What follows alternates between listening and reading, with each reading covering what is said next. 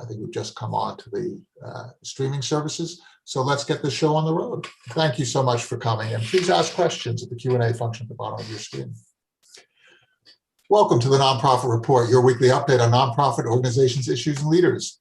I'm your host, Mark Oppenheim, and today we'll talk about the foster care system with special guests, Becky Davenport, Executive Director of Blue Mar Youth in Fayetteville, Georgia, Melanie Scheetz, Executive Director of the Foster and Adoptive Care Coalition in St. Louis, Missouri, and Don Wells, Missouri native and Chief Empowerment Officer of Just in Time for Foster Youth in San Diego, California.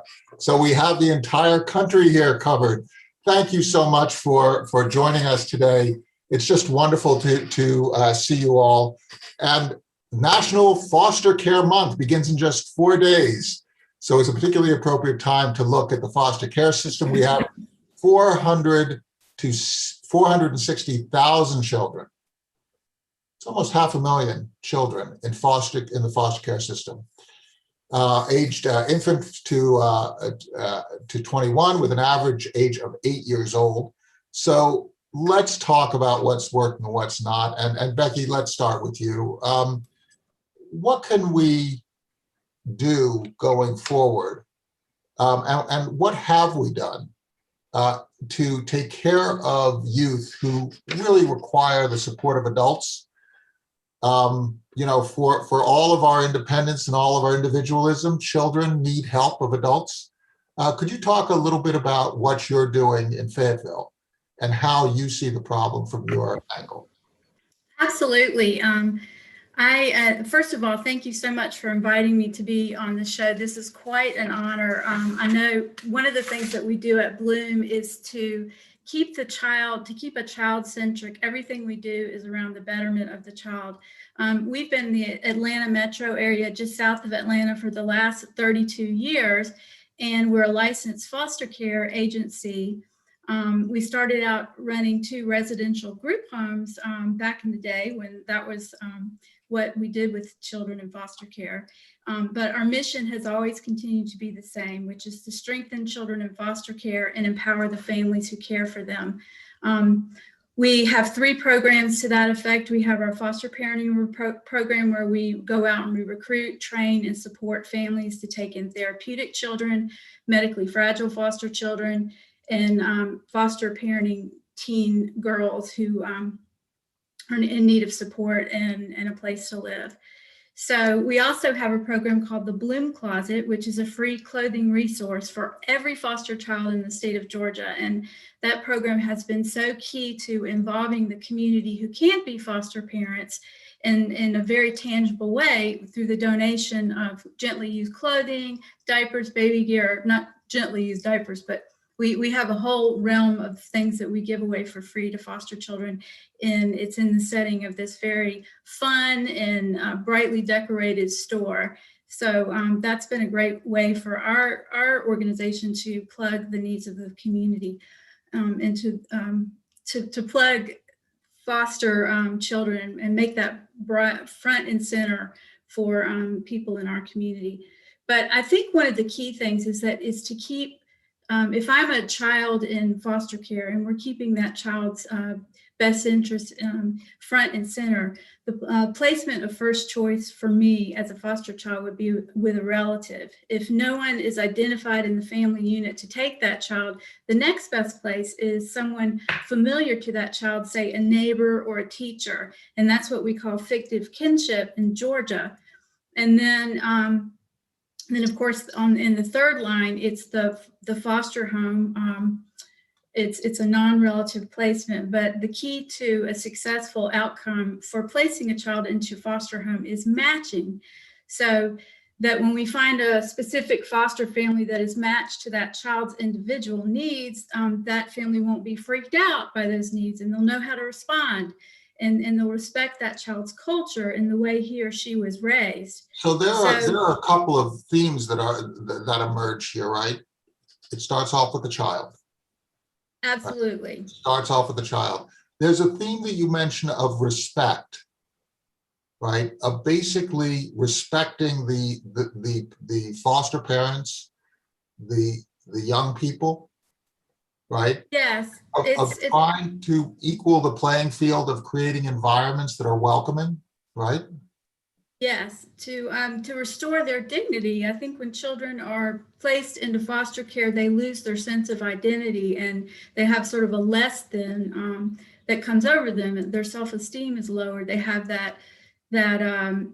the brand over their head that I'm a foster child, and so it's restoring that child's sense of dignity and their sense of normalcy so that they can do things just like their peers can, that they can get the help that they need for the issues that they're facing, that everything is centered around bettering the life of the child while they're in foster care. And Melanie, when children come into you, could you talk a little bit about how you do your intake and what kind of programs you offer over in St. Louis? Sure. And Becky, thank you. I appreciate everything that you've said. And I think that we can all agree upon that the state is a terrible parent to raise children. And what we do not want is for children to remain in foster care for a long time. You know, kids come into foster care because abuse, neglect, abandonment, but then this is national. I mean, the vast majority of children come in to care for neglect, not because of abuse. And so the question, first of all, is should this child even have come into the foster care system? And that's really where we're getting as the child welfare, in child welfare nationally. We know that too many children come into foster care. You know, being poor is not a reason why a child should enter foster care. Being Black is not a reason why a child should enter foster care, or Latinx. And we have too many children, especially in St. Louis, who are African American who enter foster care simply because of racial inequity. So that's when I hear Becky talk about making sure children are placed with relatives and kin. Exactly, right? We want to keep that identity for a child. We can't have better cultural competence than a child's family of origin. And so, and full disclosure, my husband and I are adoptive parents to two children. My husband's also Caucasian, to two African-American children. They're now adults. And as we got to know their family over time, there would have been plenty of beautiful family members who could have kept our children within their family of origin. So we created a program called 30 Days to Family, in which we identify 150 of a child's relatives when they first come into foster care. And certainly, if you can identify 150 relatives, you're going to find a safe, appropriate place for a child to live. And when a child is placed with a relative, their chance of getting out of foster care is so much faster. Otherwise, if not, our kids get stuck, right? And can bounce from home to home, can end up in long-term residential care, just like Becky was talking about. And what we don't want is we don't want kids to get to the point of where they're getting ready to age out. And I know Dawn has lots of information to share with us about that, I would assume, just looking up a little bit about your organization. The last thing that I wanted to state is the next 10 years, in my opinion, of where we're going as an industry is what Becky also mentioned, and that is treatment foster care. Our children are highly traumatized before they come into foster care. And then just the fact of being removed from your family of origin just adds to that trauma. And so our children need and deserve highly trained and supportive foster homes. I mean, some can be at a traditional level, right? But some need that higher level of support. And so Becky mentioned treatment foster care. Sometimes it's known as therapeutic foster care. And especially with some new federal laws that have come out, making sure that our children are not being placed indefinitely into residential care, but instead can be placed in the community with that support. So that's kind of a lens of where we're going. So you're unpacking so much. We're going to come back to some of those points. Don, I'd like to give you a bite at the apple as well, because your organization really does take a particular cut at this issue. Could you just describe how you see what Melanie and Becky were describing in your part of America? Thanks. And I certainly agree with what they're saying. Just in Time for Foster Youth actually serves young people from 18 until they turn 27 who have come out of the foster care system. And part of what we try to do is make sure that that generational cycle of foster care doesn't happen, that we break that cycle with young people who've experienced the trauma and the lack of consistency and the lack of support that has been described by Becky and Melanie. That's part of the problem. And at the heart of what we do is we believe, and I think this reflects what they've said too, people don't do well in systems. They do well in communities. I mean, if I asked you, do you want to be part of the education system or an education community, you would pick the community. The same thing with healthcare system or healthcare community. You'd pick the community. Systems are sort of set up to do what they do, and then people have to sort of fit into that system. Communities are owned by the people in the community, and they help create that community, and so it's more likely to serve their needs. So even with what we do, we have now about 37 staff members. 60% of them are former foster youth. So they help design everything we do. When somebody comes in to get services, they're met by somebody who has had that experience. They understand the trauma that has been mentioned, and that trauma is extensive. There's a adverse childhood experiences scale that goes from 1 to 10. And if you're at a 4, you have all these physical, mental, emotional issues that are there for you. If you have 6, then your life expectancy is less by about 20 years. And when we surveyed our participants, it was 8 to 10, everybody. So that's an urgent need. And that's why the treatment is so necessary. But central to all of this is relationships, consistent relationships. You can provide all kinds of resources to people, but if relationships are not there, if they don't have a sense of belonging, if they don't think that they have somebody who cares for them, those resources don't make any difference. And I also like to say that changing the way we think about this, for me, we will have reached where we need to be if we don't talk about placing people anymore. You don't want to place people. Somebody used the word of matching or connection. You want to do that for children, not to place them.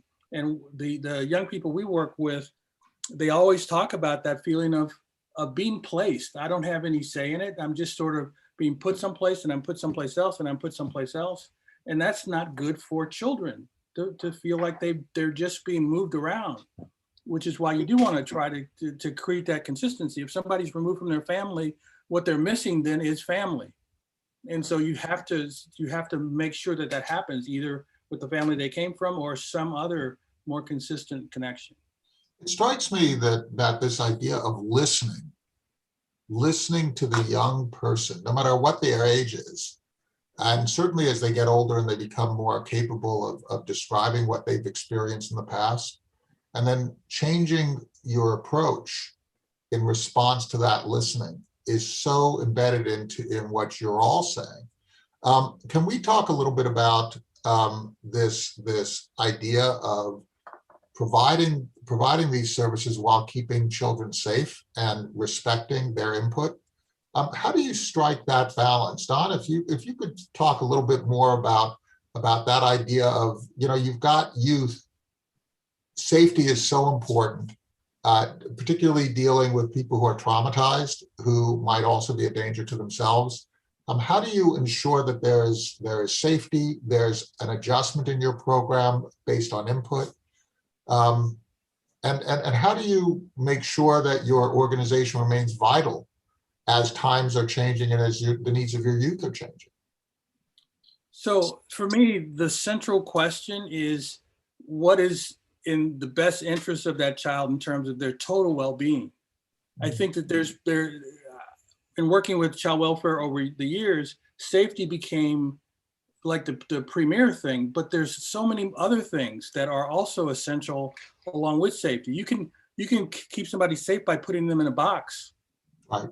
But that's not good for their well-being. You can keep somebody safe without helping them to get to the next level of where they need to be. And my framework is, what would you want for your own children? That's the standard you should have for children once they come into your care. Would you have your children go from one placement to another? Would you have your own children being removed from your family completely? I mean, that's sort of the idea.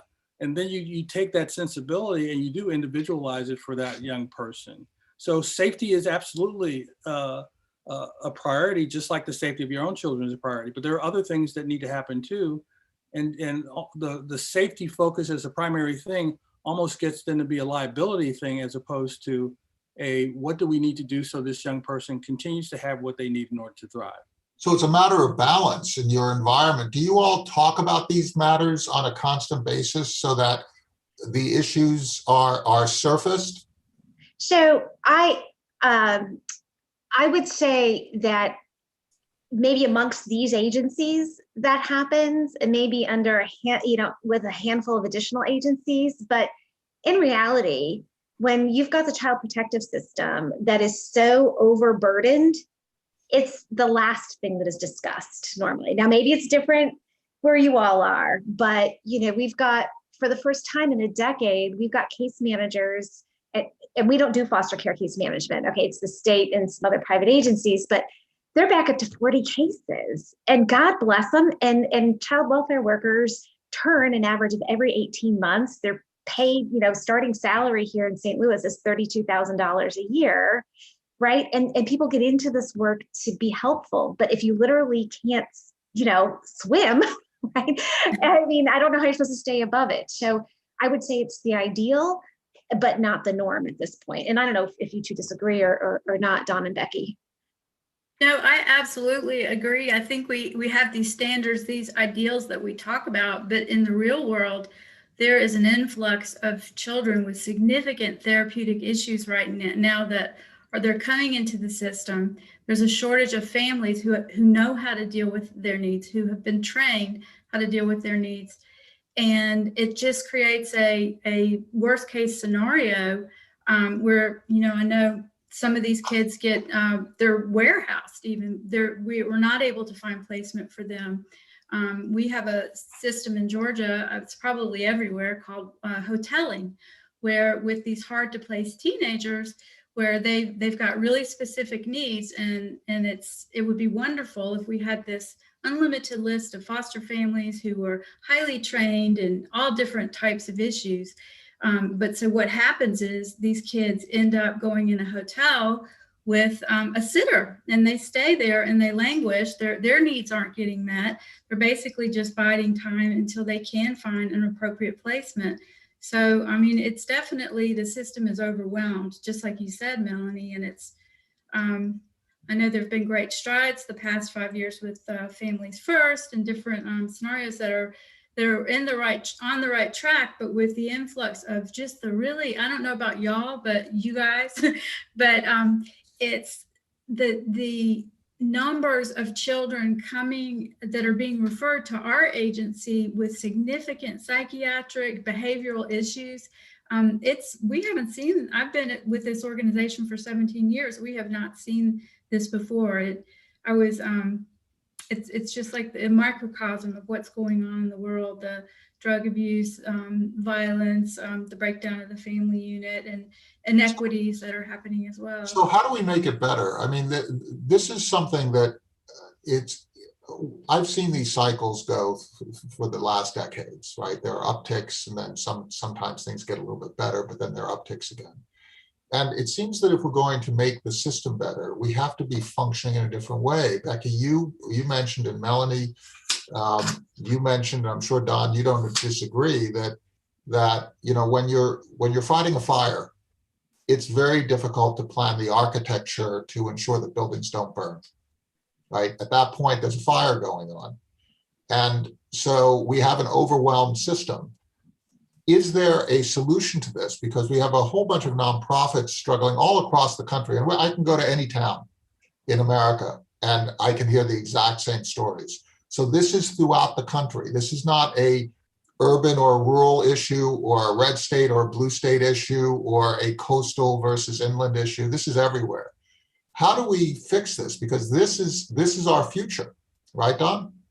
I can mainly speak for how we are working with young people, again, 18 until 27. And that is, I'm going to go to your analogy of fighting a fire. If you only have the fire department to fight the fire, you may only be able to do so much. If you have the whole community fighting the fire, then you have expanded your resources. So we serve about 800 and almost 900 youth every year, individual youth between 18 and 27. We also have about 800 volunteers who are part of our community of support.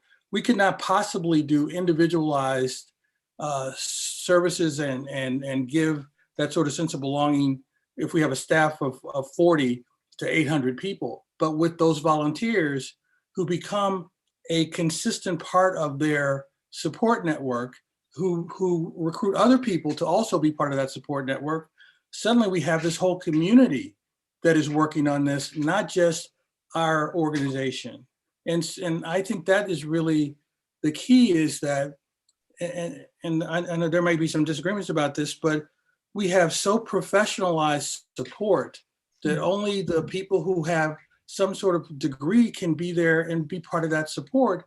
And those people are going to be doing what they can, but it's limited, and it's also probably time-based, where we have somebody who became a volunteer for a young person to help them with budgeting. And that person was at that young woman's wedding when she got married, and was there when she just bought her first home just last week.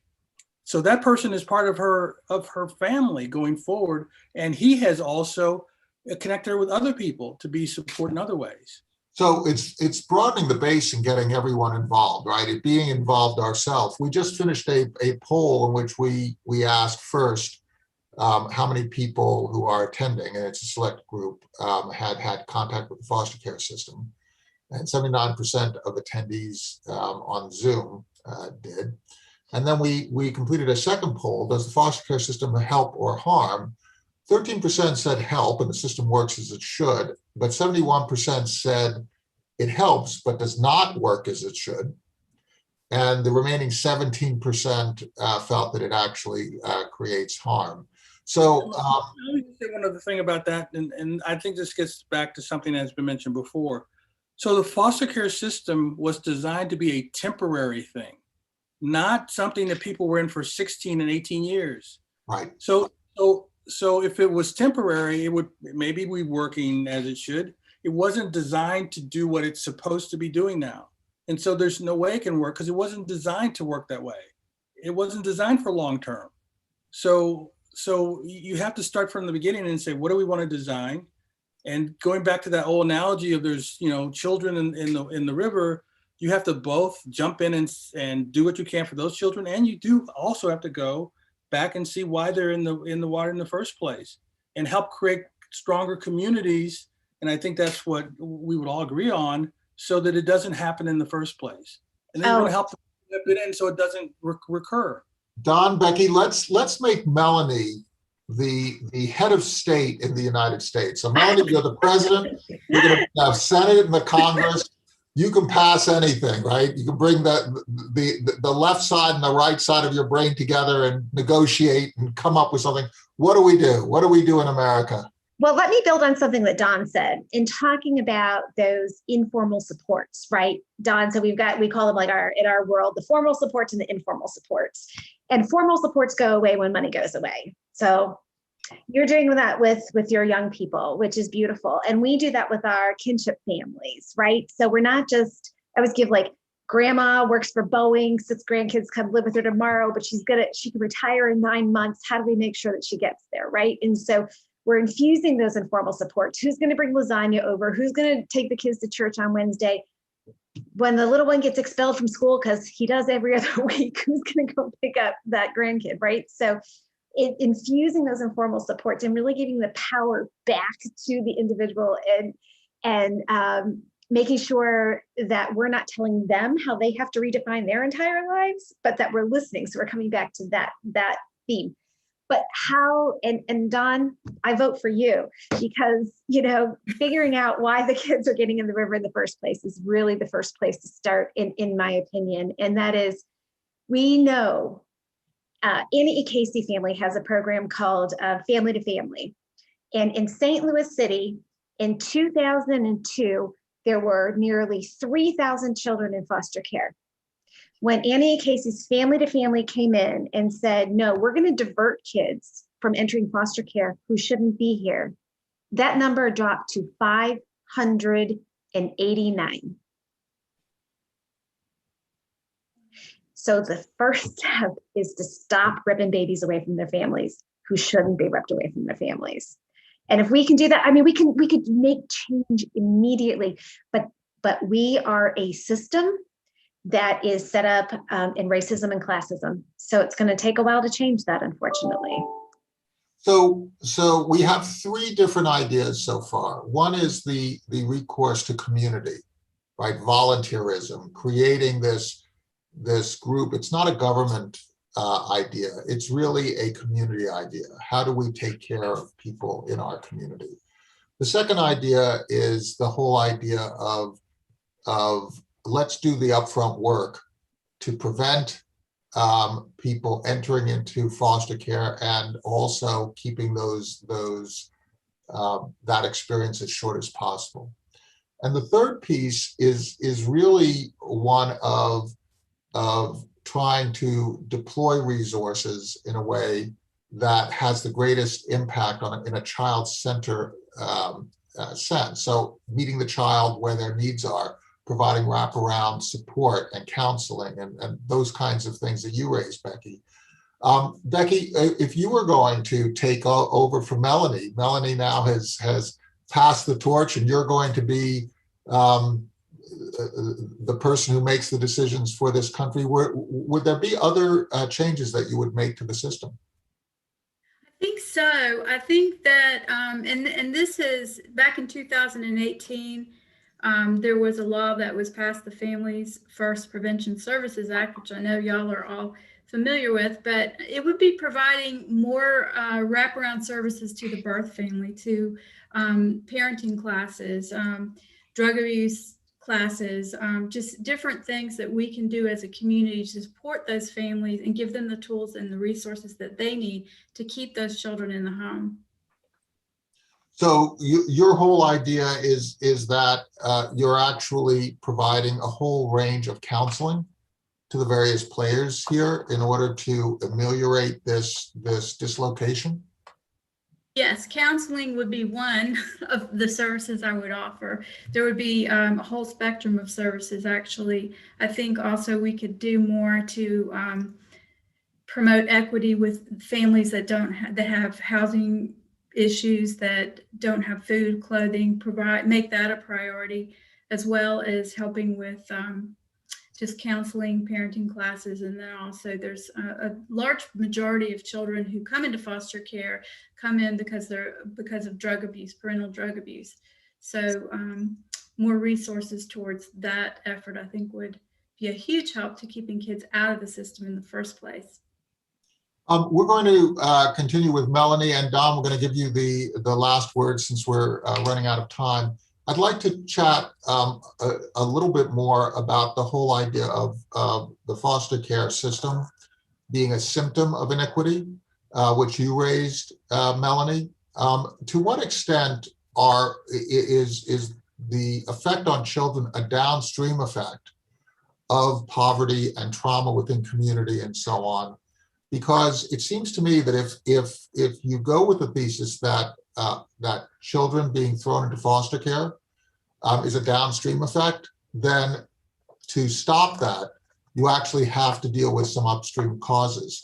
Was that what you were indicating, Melanie, or did I misunderstand? Oh, yes. In a nutshell, yes. Of course, there's a ton to unpack there, but yes.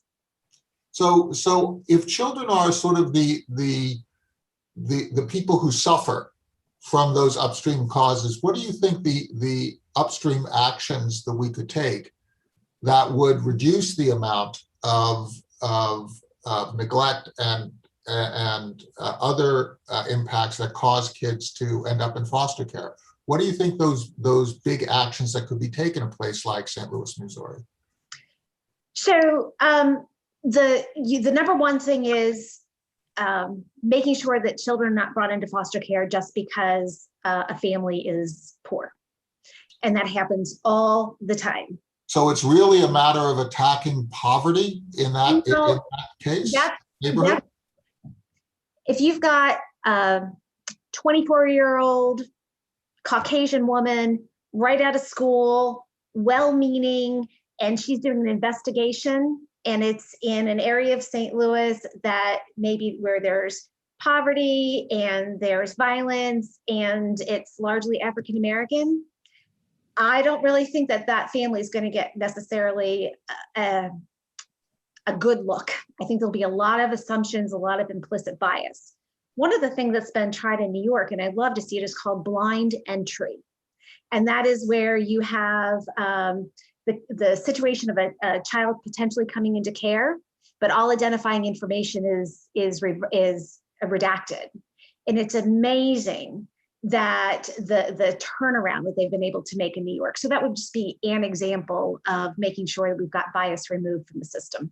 So you're talking about the fact that the system itself needs to take into account the lived experience of the people who are providing the services.